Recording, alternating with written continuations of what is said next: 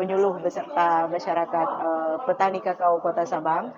Sangat berterima kasih kepada pihak BMKG yang telah berkenan melaksanakan sekolah lapang iklim di Kota Sabang hingga hari ini sudah pada tahun yang ketiga, sehingga kami dapat informasi banyak tentang iklim yang dapat diterapkan dalam upaya kami untuk membina petani, apakah itu tentang kapan kita lakukan pengendalian hama dan penyakit, juga kapan kita akan melakukan penyemprotan untuk pemupukan, untuk pemangkasan, dan untuk hal-hal lain.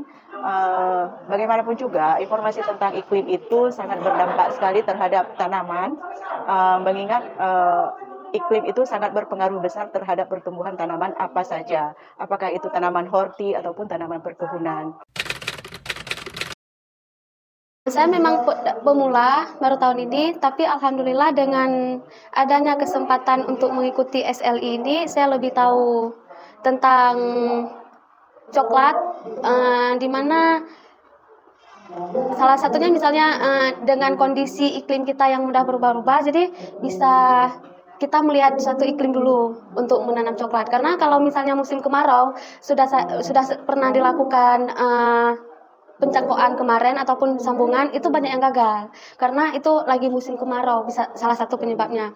Tapi alhamdulillah di kesempatan kedua itu udah mulai banyak yang tumbuh karena kebetulan kemarin tuh sedikit ada curah hujan.